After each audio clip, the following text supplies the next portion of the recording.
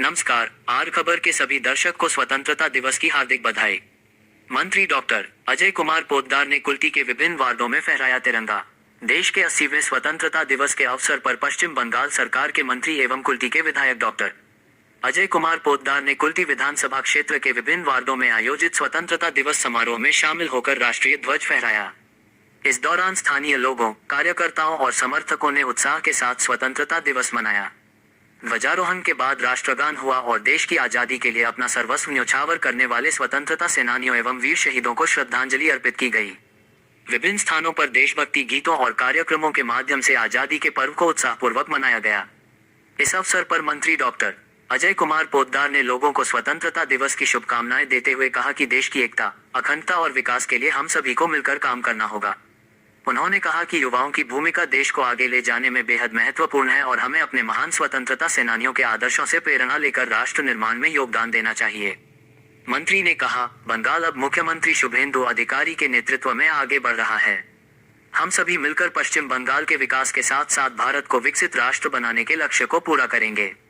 उन्होंने कहा कि सरकार का उद्देश्य आम लोगों तक विकास का लाभ पहुंचाना और राज्य को प्रगति के पथ पर आगे ले जाना है।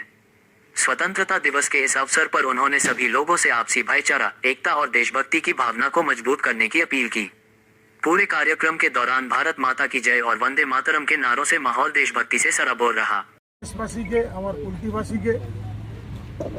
এবার যে আপনি উল্লাস দেখছেন পুরো পশ্চিম বাংলায় और যেভাবে তিরঙ্গা যাত্রা থেকে আরম্ভ করে আর সব জায়গায় যেভাবে স্বতন্ত্রতা দিবস পালন হচ্ছে সেটা আলাদা একটা ভাব চলে গেছে, আলাদা জায়গা চলে গেছে। ভারতবর্ষে যশস্বী প্রধানমন্ত্রী নরেন্দ্র মোদীজির নেতৃত্বে যেভাবে ভারত এগিয়ে চলেছে, ডিফেন্স সেক্টর হোক, রেল সেক্টর হোক, যেই সেক্টরে বলুন, আজ বিশ্বে সেরা জায়গায় ভারত চলে এসেছে। কিন্তু পশ্চিমবাংলায় যখন ভারতের গুরু হবে তখনই ভারত বিশ্বগুরু হবে।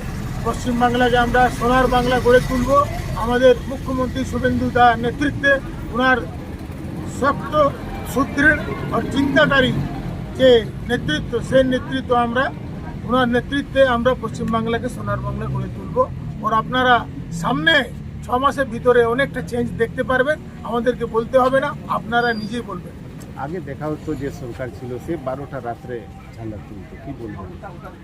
আগে রাত্রে 12টা করতো কি করতো না সেটা আমি কিছু এতে বিভেদে যাব না। এটা রাষ্ট্রীয় পর্ব, যে যেভাবে পালন করবে তার সেভাবেই পরিণতি হবে। কিন্তু পরিণতি দেখে নিলেন কি হয়েছে, কীভাবে ধোয়ে মুছে পশ্চিমবাংলার মানুষ শেষ করে দিয়েছে। এটা কার দেশ? সুভাষবাবুর দেশ, ক্ষুদিরামের দেশ, মাদাঙ্গি হাজরা। তারা যেভাবে পশ্চিমবাংলায় বলিদান করেছে, তাদের বলিদানকে যদি অবহেলনা করে কেউ কাজ করে, পশ্চিমবাংলার মানুষ তাকে ছাড়বে। আজকে দিনে কি বার্তা থাকবে? যেভাবে পশ্চিমবাংলার মানুষ আমাদের বীর শহীদ বলিদান দিয়ে ভারতকে স্বাধীনতা প্রাপ্ত করেছে, সেভাবে আমাদেরকে আবার লেগিয়ে পশ্চিমবাংলাকে সোনার বাংলা গড়ার জন্য সবাইকে মিলে কাজ করতে